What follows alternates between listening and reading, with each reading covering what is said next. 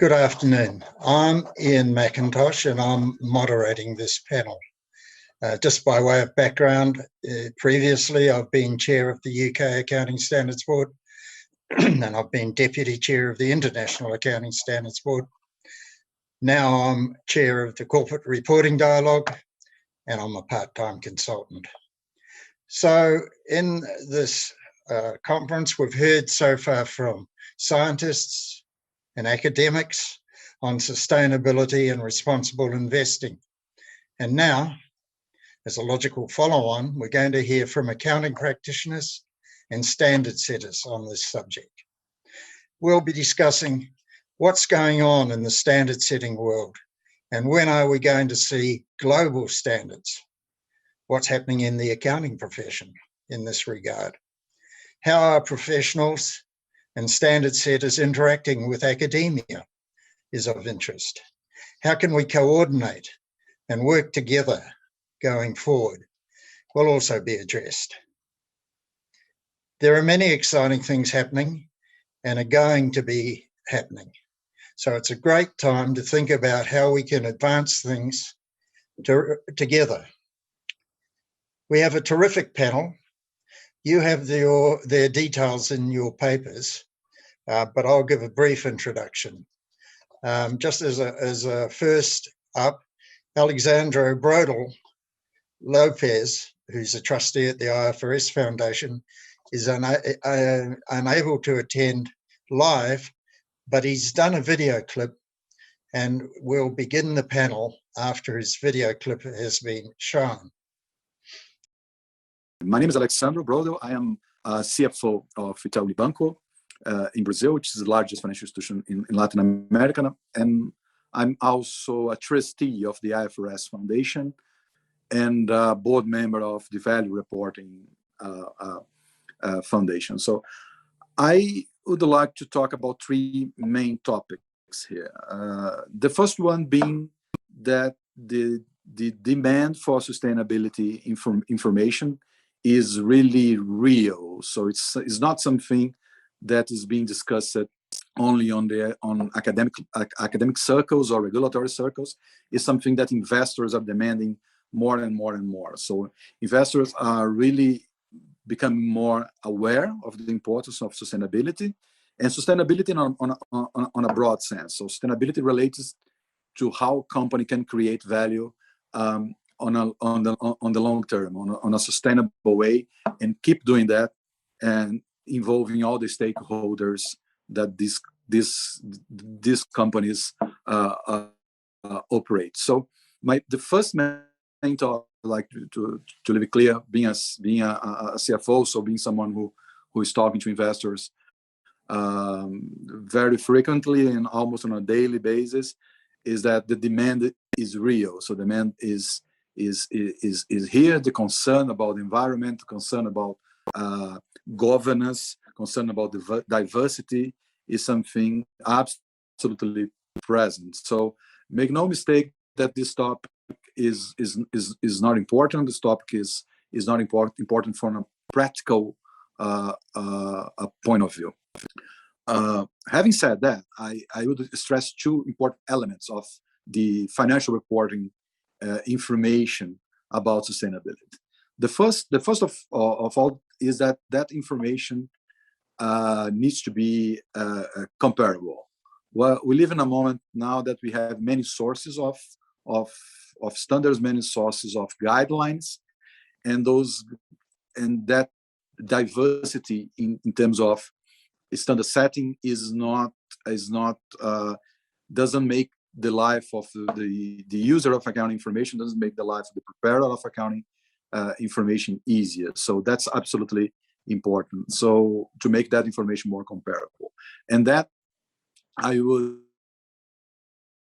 importance of the initiative in terms of getting a more homogeneous set of accounting information. Together with the standards, we also need some form of assurance of that information, because for information to be to be comparable, that is absolutely necessary to have some level of assurance for that information.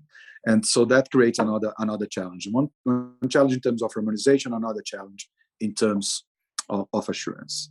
And the third point that I'd like to mention here is for accounting educators specifically, is that our current curriculum, our accounting background doesn't prepare us well for this new information environment. So it's absolutely necessary, is essential to equip accounting students, to equip the future professionals with a better understanding of the use of that information, how that relates to companies' business models, and also how to produce that information. It's a huge challenge in terms of information systems, in terms of how to get that information, how to establish internal control systems to guarantee that information is reliable. So there is an important evolution that needs to be done in terms of changing curriculums and improving the education of future professionals. So, summarizing, I would say that these are the main challenges that I see at the moment. There's a huge demand for that, and the information needs to be. We need to guarantee the information is comparable, is appropriate, or otherwise it's going to be useless for investors. And you need to train the future generations of professionals to perform those tasks. So thank you very much for the invitation. It's been a pleasure. I hope you guys enjoy the event. The speakers that we have here live are Michael Zimoni, who's the head of policy and external affairs at the Climate Disclosure Standards Board. We have Veronica Poole, who's global IFRS and corporate reporting leader at Deloitte. We have Helen Slinger, who's executive director of the Prince's Accounting for Sustainability Project, A4S. And we have Doug Johnson, Climate Change and Sustainability Services Partner, EY UK Financial Accounting Advisory Services. So a wonderful panel. And without further ado, Michael, we'll ask you to lead off. What I wanted to kick off with is to set the scene a little bit around the policy and the public support behind sustainability reporting and also global sustainability reporting in particular. CDSB has been around for about 15 years now. And at the beginning, we were being laughed out of the room when we went to regulators and other policymakers to talk about sustainability reporting. And now the team is barely sleeping because of the demand and the requests that we're getting from governments and other stakeholders for our work and our insights. So it has been a very, very exciting time recently. Back when CDSB was set up in 2007 at Davos at the World Economic Forum, we were set up because climate change reporting was not considered in the annual reports of companies in connection with the financial statements and really the enterprise value of the business. And so we were set up to bring together financial accounting and climate change accounting standards so that they can better talk to each other. Now we are seeing a lot more demand on social information as well beyond climate, but also water and biodiversity information, and even the links of climate change to financial accounting. And I'm sure we'll mention this later on, but the great support behind international standardization under the IFRS Foundation is keeping us busy and very important to our stakeholders and our audience, and we're very excited about this. So the world is very different today as compared to what it was about 15 years ago. And I wanted to highlight three key trends that have built this momentum over the last 18 months in particular, and getting to this significant turning point where we are now. And we have this groundswell globally of progress, not just towards a comprehensive reporting system, but also a general ramping up of this agenda and elevating its importance. So first, as I mentioned, is a groundswell in the demand from all stakeholders for better ESG information. It's commonplace that companies are receiving messages and letters from BlackRock and Vanguard and the like, asking them for this information, asking this information to be integrated into their annual report, and asking for high quality, consistent and comparable information. there is more demand, not just on climate, but to cover social, biodiversity, water, et cetera, information across the spectrum of sustainability. And we are getting a lot of questions from companies about how to do this and what does it look like, and where can I see examples of good practice that I can look at and learn from. Second, as I mentioned, policymakers and regulators are asking. Well, I'm sure touch on Europe and the immense progress that has been made there. But just a few months ago, we wouldn't have even considered that the SEC in the United States has just consulted on climate risk disclosure and looking at how they're integrating this into their rulemaking as well. The UK will be the first G20 country to implement a mandatory TCFD reporting, climate risk reporting. But even my favorite, New Zealand, a smaller economy, has been the first one to lead the way and announce that it will make TCFD reporting mandatory across its largest businesses and financial institutions. And they are working with the External Reporting Board, the National Accounting Standards Setter, to make this a reality, and they're moving fast. So we're seeing regulation, and at the same time, we're also seeing enforcement through the likes of the SEC, but also the UK Financial Reporting Council and others ramping up to keep up with these requirements. And it's a very exciting and fast-moving pace globally around policy.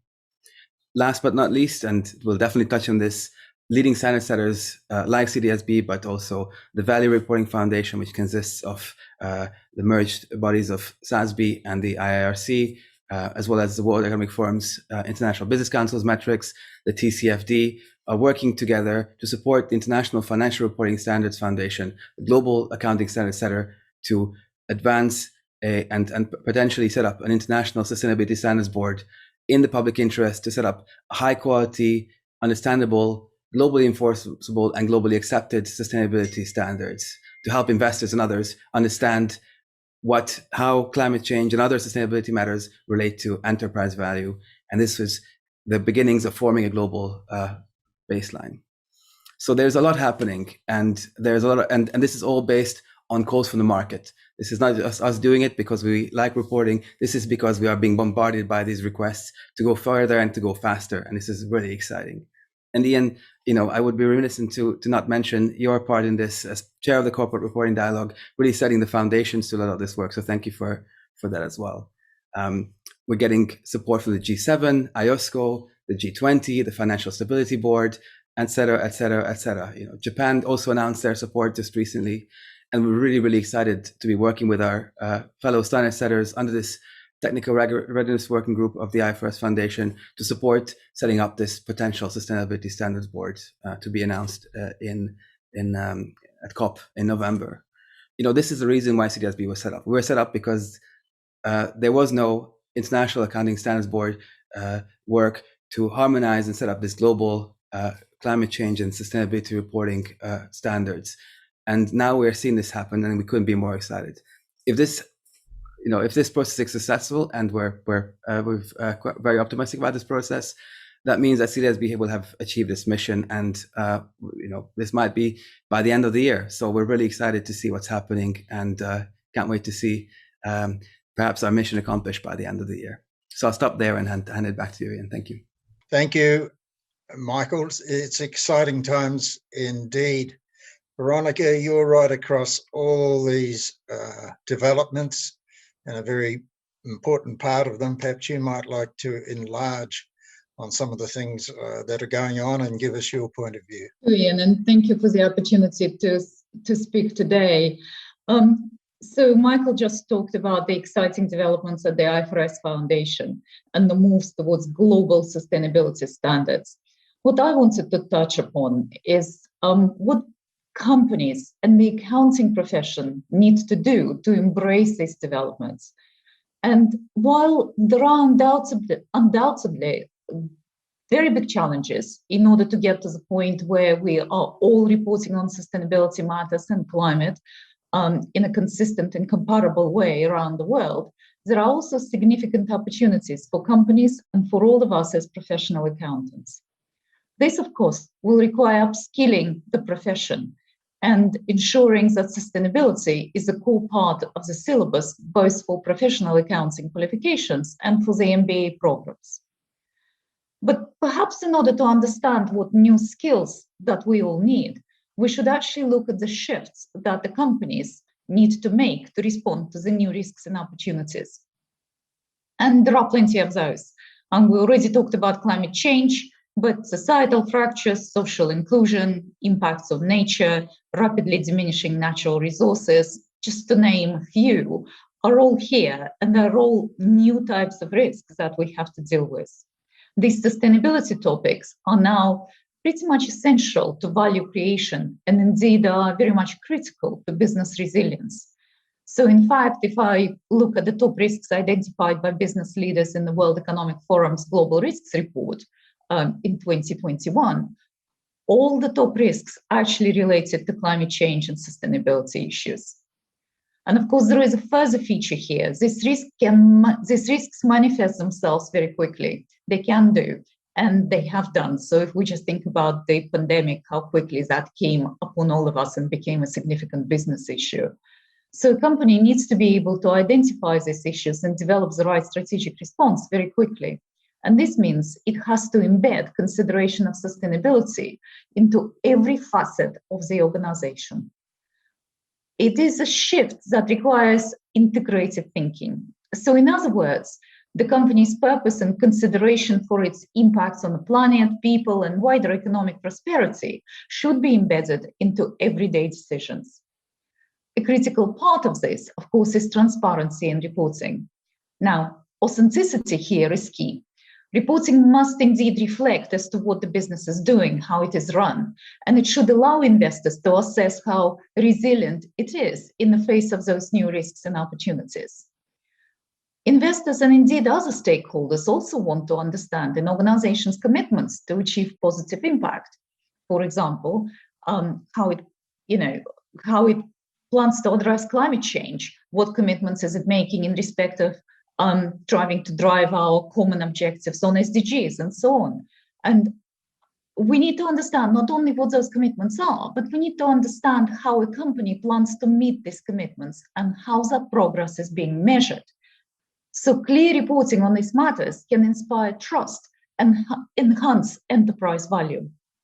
So I've come across this really interesting word, infusing sustainability into the core of the business. And so this infusing sustainability into the core of the business is a very significant task.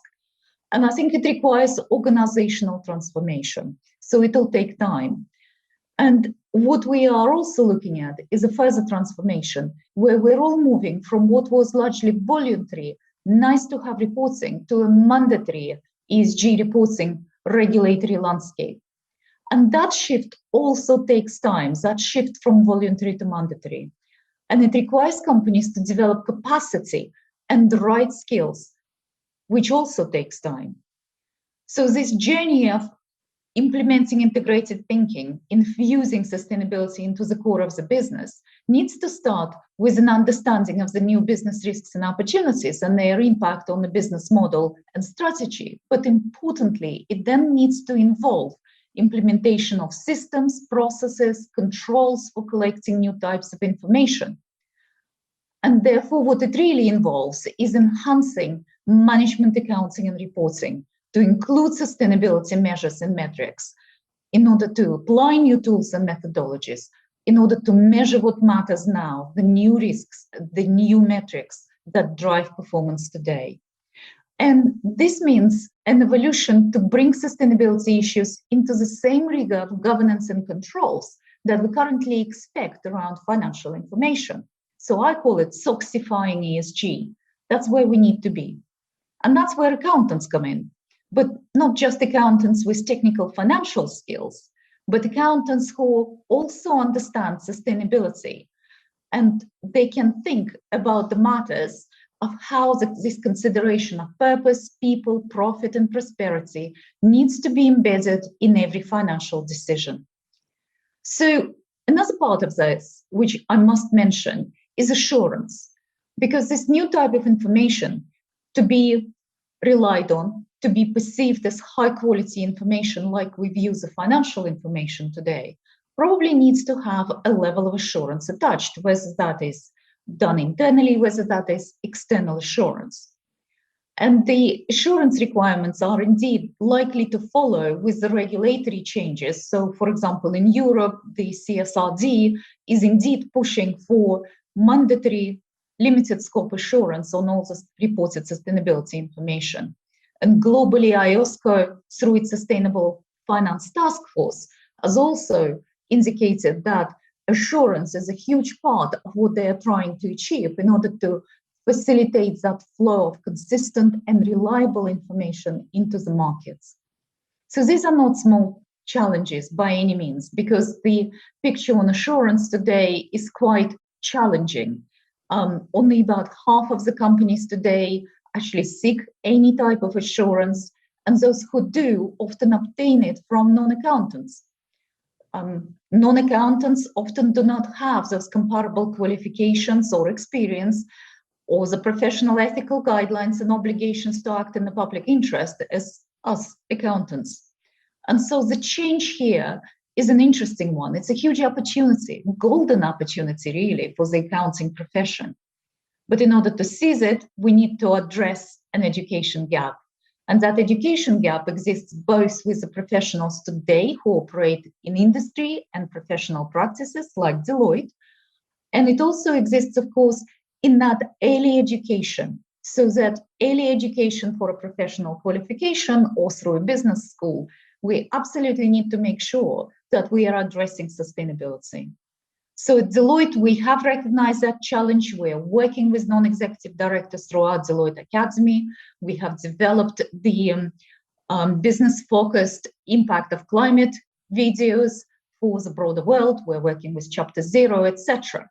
But that's not enough. The challenge is for the audience today, the academic audience today, to bring this into mainstream academia, to bring it into the business schools, to bring it into the professional qualifications. So to conclude, the world is changing, business needs to change, and that presents an incredible opportunity for us all, accountants. But this means we need to address the education gap, and we need to do so rapidly. So I'll stop here for now, Ian. Thank you, Veronica. That was terrific.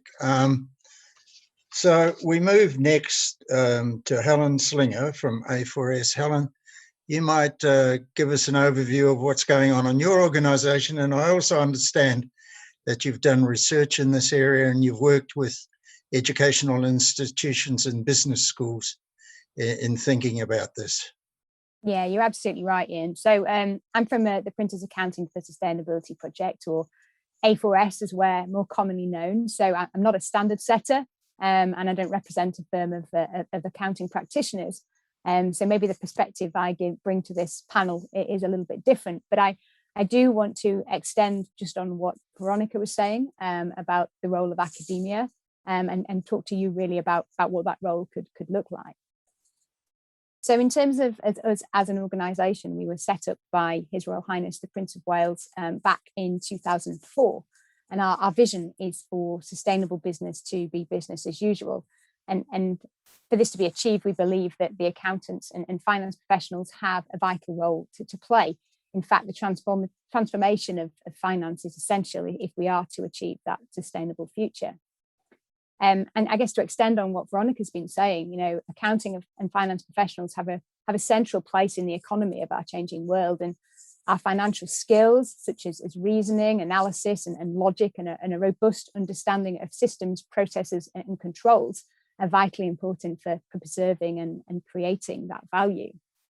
And, they're already helping to drive financial growth for companies and for the economy, and they can also draw on those skills to help drive wider value for all organisations and for our wider society and environment. So for us, accounting for sustainability means integrating social and environmental considerations into accounting and financial decision making, and doing that across all organisations and markets, and ensuring that finance and accounting professionals are equipped with the skills and knowledge to make such a change. So this changing the face of finance is only possible, though, through the commitment and the shared enterprise of multiple actors across the system, actors that we work with at A4S, so investors, regulators, business schools, companies, and finance practitioners. And they all need to be engaged in this endeavour, both independently and jointly, if it's to be successful. So every type of actor in the system needs to understand what they can do in their role and how they can do it, and understanding that continues to develop and evolve. And a lot of the way that we achieve that is through education.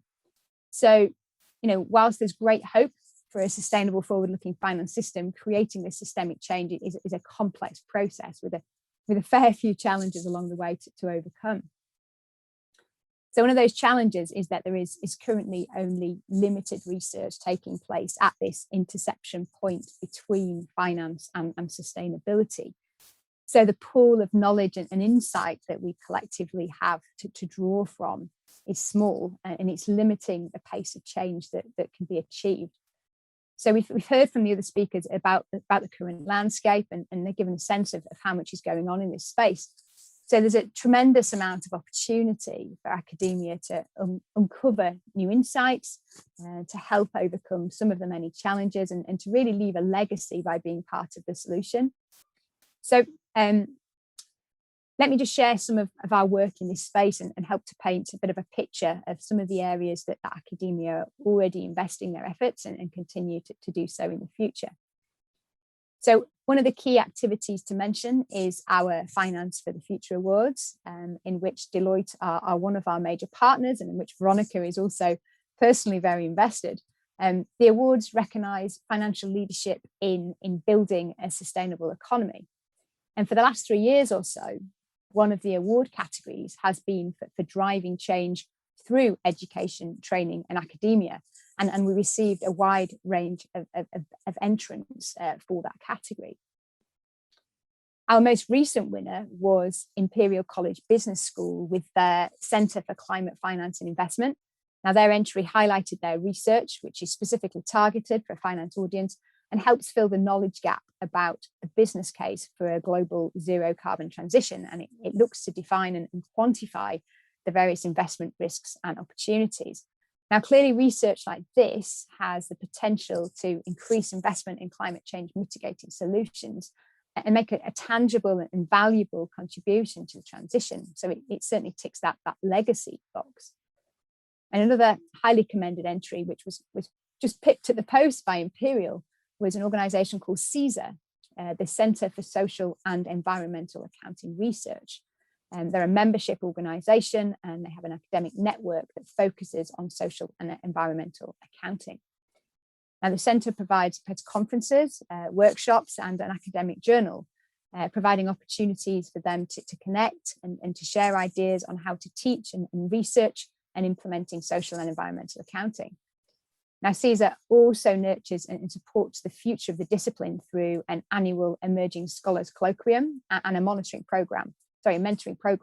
So for anyone who wants to take their research journey down the social environmental accounting route, there's an easy access, ready-made network of like-minded academics to learn from and to share ideas with. Now, through our wider work with other actors in the accounting and finance community, so with the investors and accounting firms and CFOs and accounting bodies, it's given us some really useful insights into what further research is needed to help provide new thinking and to catalyse that much needed change. So this includes, for example, it could be like an extension of the work that's done by Imperial. So rather than the business case for addressing climate change, broadening this out to wider sustainability or honing in on specific areas. So the business case for investing in biodiversity, for example, or in addressing social inequality. Or at a macro level, academics could explore the current financing need for global biodiversity conservation and what financial and policy mechanisms could close this biodiversity financing gap. So research could also examine ways in which ways to engage skeptics. So using financial models as hooks and analysing which of those are most likely to be successful. And we also know that more research is needed on the impact of targets on organisational behaviour and how organisations can set metrics that incentivise and drive real change. more evidence is also needed on how we can adapt our existing models and practices to become more sustainable. So, for example, this could look at the concept of integrated capitals that Veronica referred to, and the evolving use of natural, social, and human capital accounting to inform business decision-making, looking at how successful these approaches are, what impact they're having, what cultural changes are needed to embed them into decision-making. And specifically to the point on reporting and standards, research on how the needs of users can be met in most efficient and effective way. So there's all sorts of ways that academia can really help to support this journey. But I guess the message I really wanted to get across just today is that academia has a really exciting and valuable role to play. It can really challenge what that business as usual is. It can provide new thinking. It can develop new ways of doing things. And it can be a real driving force for change within the finance and accounting community. And in turn, help transition us to a much more sustainable economy and allowing our children and I guess all the future generations to not only survive, but also to thrive. So I guess those are some of the key points that I thought would be useful to share now. Thank you, Helen. I'm sure we all want to survive and thrive. I can get that message in, and it's a real challenge, as you're stating it, to academia and to academics in general, and hopefully in the survive and thrive area we get some younger academics working on this too, so that the work can be carried on for a good deal of time. Now, our last introductory comment is from Doug Johnson. Doug, you've listened to all these. You might like to sum up a bit and give us an idea what's going on in your organisation. Thank you. And it's a great privilege to go last because I can respond to what others have shared. And it's a great privilege to be with you all. So thank you. I'd like to obviously comment on what's been shared already, but I'd just like to share a perspective that I don't think we've made enough of, and I think generally we don't make enough of. So, I mean, I've been in the sustainability world for almost 30 years now, and I've seen a massive change in terms of the coverage of sustainability at governance levels within organizations, the topics that are being disclosed externally, and the real focus of action sort of internally. I think sort of historically, when I started working in the early 90s, it was very much around ESG is about risk management and communicating how those risks are being managed to key stakeholders of the organization. I think the massive shift that I'm seeing, and this is really starting to influence and shape pretty much everything we do, is that ESG, whilst it continues to be relevant in the context of risk management, it's much more about the link to value creation. Value creation, not just for shareholders, but for society more generally. And it's much more linked to the core purpose of the organization. So I think the key shift I'm seeing is that how does ESG, not just your approach, deliver performance across ESG related topics, but how does what you do in ESG, how is that an enabler of your ability to create value for your customers, for your shareholders, for your people? And I think really understanding that connection gets us into a place where organizations are generally able to prioritize what they focus their energies on, but also what they focus their reporting on and measurement on. So I think that link to value is absolutely key. And Helen, just the point that you were making around decision making, I think decision making is an area that needs a lot of change.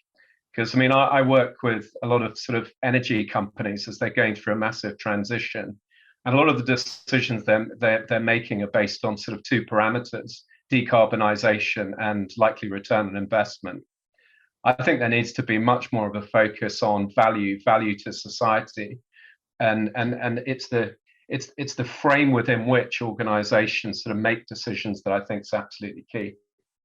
So given that ESG related information is now used much more front and centre to inform consumer choice, to inform investor choice, to inform choices of who organisations want to work for, there really does need to be much more focus on the point that Veronica made, which is around confidence in the data. So, I mean, I spent a lot of time with audit committees and boards talking about their non-financial disclosure. And when I share with them my view of the lack of maturity of the processes that underpin a lot of non-financial information that's in the public domain, they're absolutely shocked. And, you know, if you see sort of non-financial information as being absolutely critical for business decision-making, investment decision-making, I guess the question is, why isn't more focus being given to the accuracy and completeness of that information? So my view is that, and this is shared by many within my organization, I know across the accounting profession, is that there really needs to be a systematic understanding for organizations of the control environment that sits behind the information that's disclosed publicly. It obviously needs to be proportionate to the relevance of the information that's disclosed publicly. But as a minimum, the audit committee, if it's in the annual report and accounts, needs to feel confident that that information is fit for purpose and they can rely upon it, and they're perfectly happy to be judged by it. And in some cases, that does mean independent assurance, but a lot of it is about really understanding, you know, the first, second line of defense around the data. I mean, I'm always amazed that, you know, when we challenge some information, that actually the source is just so unclear, and therefore the reliability is very challenging. So I think, you know, boards need to be more equipped to challenge the information that goes in the public domain. And I think, you know, users of the information need to also raise questions about, well, how are you confident in this information? I'd like to just sort of share a few views as well on training, and completely agree that there is a massive need for reskilling in this area, and a massive opportunity for finance to really engage. So, I mean, I come from the sustainability pen, and you know, the focus of most sustainability practitioners is all about action and making a difference. It's less about robust controls around, you know, reporting information. And I really think this is a time where financial professionals, accounting professionals, really need to engage with this topic and think, how can our skill set really build rigor to the way in which organizations are reporting this in a transparent way that's decision useful? And part of that is integrating certain considerations into financial audit and integrating it within the financial auditors training activities, but also just, you know, how do we equip, you know, heads of audit committees? How do we equip CFOs, financial controllers, to really start to make a difference within their organizations, the organizations that they represent in this space? I think just one final thing that I'd just like to share is that, I mean, the TCFD, more than anything, over the last 2 years, has really raised the profile of ESG with the audit committee and with the leaders within finance functions. And just the amount of engagement that we're having and that we've had over the last sort of 2 years, it's just been incredible. I mean, on my journey working within one of the big fours, having come from a more boutique sustainability consultancy, it was always about, this should be important. Why aren't CFOs getting it? And now what we're finding is that there's much more of a pull for this sort of expertise to really get to grips with what's important, how do we measure it, what should we be disclosing, how do we actually tell that value story much more effectively through the way in which we communicate ESG information. So I'm just going to pause there. I'm conscious I'm sort of sharing lots of things and perspectives, but very much look forward to the discussion. Okay, thank you very much, Doug. That was very interesting. And everybody's on the same roll, aren't they? This is really gathering momentum. It's important. We need to work with that momentum as much as we possibly can. Before I go on to any questions, do any of you wish to ask one of the others a question, or do any of you have further comments to make? We have a good 20 minutes to go, so don't hold back. If you want to build on something that's been said or query something that's been said, now's your time. I was actually thinking I might come back on some of the things that Doug said. That's okay. Because I think the point you were making there around the control environment and then the accuracy and completeness of sustainability information, I think you're absolutely right. And I think I ran a webinar this morning around management information, and it was looking exactly at that point. And I was working with companies from all over the world on this. It's more of an interactive workshop, really, but looking at some of the challenges that they're up against. And even though they're large organizations with sustainability at the heart of what they do, they're really grappling with the quality of data that they're able to access, and really grappling with how to increase that accuracy. And I loved your comment, Veronica, about the SOXification of ESG. I've not heard that phrase before, but I knew obviously exactly what you meant. And I think when you're looking at internal decision making, it's actually there are instances where you don't need perfect information. The control environment doesn't need to be as strong. Sometimes, depending on the decision you're making, actually, if the number is the right order of magnitude, then that's good enough. But as soon as you start putting that information out externally, and of course, a lot of that information, there's a big overlap in the middle of the Venn diagram with information that's used internally and what goes externally. That precision and that robust control environment becomes so much more important. And I think I agree with everything that's gone before in that really is a very important role for accountants to play. Ian, if I may, could I add another comment perhaps? Yeah, sure. Go ahead, Veronica. So one other thing that I think we haven't really dwelled on today is the speed of change, which I think is extremely important here. Because that education gap we talked about, the transformational change at organizations that needs to happen very quickly. Because what is happening with the regulatory landscape, with that move from the voluntary reporting on the sustainability matters to the mandatory regulated reporting on sustainability matters, is happening very fast. I know Sandra talked about the IFRS foundation and the moves there. So if the climate standard is indeed with us, this is the global climate standard, is indeed with us next year, so summer potentially 2022, and the reporting with that is coming in a regulatory form across many jurisdictions, concurrently with the developments that we're seeing in Europe with the CSRD, with the disclosure obligations in the US, etc. That transformation where you need to move from maybe I have submitted some data that I held on a spreadsheet somewhere within my organization to a particular rating agency or for a specific purpose, to a point where this is at the heart of all the company communications. It is robust, it is clear, it's in the mainstream filings, it's in the mainstream annual reports. That transformation needs to happen very quick. And that basically means those rare skills of the sustainability experts need to move from being just a sustainability niche skill into the core mainstream skill, but be accompanied with the core accounting skills, integrated with the core financial accounting skills in that very short space of time. And I think that challenge is big enough in a profession. It is incredibly big once you get to the industry. The speed of change is really quite important here. How do you achieve it so that companies report, but also with education. So I just wanted to reemphasize that speed, the urgency.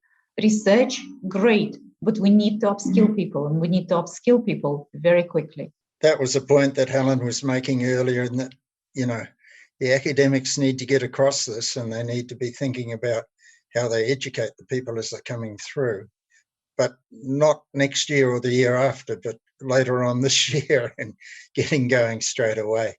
I don't want to stop you guys because I think this is a very good conversation. So if anybody else has got any other comments, you're very welcome. I fully agree with this, and there's also a real call to action to all the membership bodies globally This stuff has been in the curriculum, but it's been sort of, talking to some fledgling accountants, it's been something that you sort of do on the side and really not sort of part of that mainstream curriculum. And there are some good examples, CPA Canada, others are doing great stuff to upskill their curriculum as well, and sort of continued professional development courses. But there's, completely agree. Another point I want to perhaps add to this is also that we'll need to have a look at how this flows over or impacts the application of IFRS as well and financial reporting standards. How does the risk of climate change, etc., affect recognition, other elements, and also how they sort of perhaps are reflected in the notes to the financial statements, etc., etc. This is another area that's sort of very much in its nascence. There are a few examples of annual reports where some of the braver companies have done some work as well, but it's another important area to make that link between financial performance, enterprise value, and sustainability, climate change. Well, Michael, that's a really interesting point, and I know Nick Anderson at ISB's done a bit of work on how you should report on those things. But another point I'd like to ask you about, if we do get the IFRS up and running, or beginning at the end of this year, as we hope it will, how much do you think it should interact with the IASB, the two boards under the one foundation, if that happens? And how should that interaction happen? That's a very, very important point, and thank you for asking that question. There is a clear link, and I believe that there is interest as this process develops to explore those links further, and we at CDSB would very much like this to be explored further. An obvious connection is, of course, management commentary, integrated reporting, management commentary. So the work that CDSB has done as well links very nicely to that area. I would, envisage, and hope for some sort of joint projects working on these matters. But I think it's also important to recognize that Nick Anderson's work, our work, others, the work of the Australian Accounting Standards Board shows that IFRSs, as they are now, already relate in and should sort of include the consideration of climate change. And that sort of thinking, the foundational interpretation and understanding of these standards needs to evolve as well. We need to sort of understand the status quo, the reality of these issues better as accountants, and move forward on that one as well. But to answer your question very directly, I'm really hopeful that there will be some great work being done to make those links and the bridges between both the ISSB and the ISB's work. Any other comments on that topic? If I may, and I think it's really important to reflect that there are really quite essential common elements of the conceptual framework that pertain to the quality of the information, the attributes of information we expect, that are common both to the financial reporting piece, which is delivered by the IASB, and the sustainability reporting, which will be delivered by the ISSB. So I think it is really important to find an organizational architectural response that delivers that integration that Michael and you are talking about. Because fundamentally, I think there are common elements that need to be jointly owned. Now, how do you achieve that joint ownership? That I think is a structural, organizational structural piece that needs to be addressed. And of course, now, as the constitutional changes consultation closes at the end of July, I think it closed. So I think that is one of the biggest questions that is being addressed by the by the IFRS Foundation's trustees, who are putting various mechanisms in place. So I think that really needs to be addressed. The other point I think to note is that integration piece is what really differentiates the IFRS Foundation as the right, if you wish, body that needs to house the overarching principles as well as both the financial and sustainability reporting under their umbrella. Because I think the responses, the 600 responses that came back to the IFRS Foundation's consultation, they all pointed to one thing, that integration is extremely important to all stakeholders, they want to see that connectivity between what is said in front and the numbers as they are reported. I think that is really quite important, and that needs to be delivered by the IFRS Foundation. Would you see a common conceptual framework? I would see something similar to what the Group of Five had published in their December prototype conceptual framework, which is more of a diamond structure. So common elements as they pertain to some of the overarching principles, materiality, for example, or as I mentioned, attributes of information. Common disclosure elements, so the bottom of the diamond, the common disclosure objectives almost. And then, of course, there will be the sides of the diamond, which will reflect the specificity. So in financial reporting, that would be the specific attributes of information when it, say, pertains to measurement or recognition. But in the sustainability field, that would be the adaptations that are required to some of the concepts and also some of the core fundamentals. So similar to what TCFD has got around its 4 pillars, how do you reflect those 4 pillars? How do you therefore approach each and every topic? And of course, trade-offs, connectivity, boundary for sustainability reporting, some of the big concepts that need to play out. And I think there will be adaptations, both for financial reporting and sustainability reporting, but there will be common elements. That's how I see it. Good. Doug, I see you've unmuted, so would you like to speak up? So I'm going to share with you my biggest frustration with ESG reports, if I may. So I look at many ESG reports, and the biggest frustration I have is you can read through all the reams and reams of information and still not be clear about how ESG interacts with the business. And if we do this annual survey of about 1,000 climate-related disclosures, and by far the biggest weakness across them all is how the organizations describe the impact of climate change on their ability to deliver their strategy. So, I mean, I think, and I'm not as involved with these, what's happening at an international level around accounting standards, but my real encouragement would be, the ESG information must be useful. It must be useful for investors primarily. And it must be useful to inform an understanding as to how does an investment in improving performance across ESG actually enable me to be a more resilient and a more successful business over the long term. So how does our response to climate change enable us to better serve our customers? How does our response to dealing with packaging enable us to be future-proofed against future regulations? It's setting it in the context of the strategy. And I think the two bodies need to bring the two together. This isn't about reporting on ESG and reporting on financial. It's about reporting on what's important to the business and stuff that's useful. I mean, I don't know. I agree. Maybe Veronica, you would know how it would work, but it's an organizational challenge that they're definitely going to need to address. Ellen, you've unmuted. Yeah, because I think you're absolutely right. So I think it's too often we see that companies have a sustainability strategy, and it could be an all singing, all dancing, brilliant sustainability strategy. But unless it's a fundamental part of the core business strategy and they've actually got a sustainable business strategy, then they're not going to be able to answer that question that you so rightly pose, and they're not going to be able to answer it effectively. And I think what this comes down to with sort of the integrated thinking that you mentioned earlier, Veronica, is that's absolutely what this represents. It's actually about how do those different sustainability elements, whether you view them through the eyes of the 6 capitals or you view them another way, it's how do you bring those together to the benefit of your organization and the benefit of the environment, society and environment in which you operate.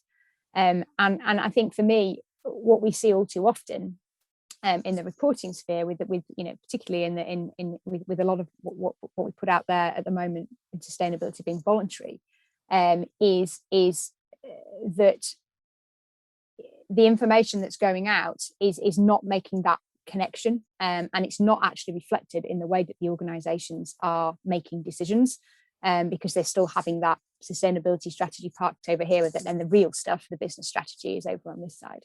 So I think there's a real role for that, for sort of integrated reporting being applied properly and integrated thinking kind of way. And I think that's a really important part to taken into account as we move along this sustainability journey from a reporting perspective that we're on at the moment. Good, thanks, Veronica. Last word to you, because we're down to about 3 minutes. Thank you. But the phrase that Doug used really resonated with me. And I think this is exactly right. This is about reporting on what really matters, measuring and reporting on what really matters.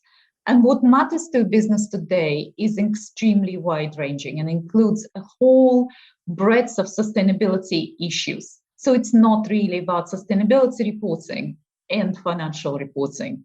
It is about reporting on what makes the business profitable and resilient in the long term. And I think that's what we must remember. And that's how we should teach the practitioner of the future to address accounting. What matters is now very broad. That's the real point. Yep, we've got to thrive and survive. Well, thank you, all of you. You've been a terrific panel. I'll be happy to moderate you anytime. And I hope that all our viewers have enjoyed it as much as I have. Thanks very much.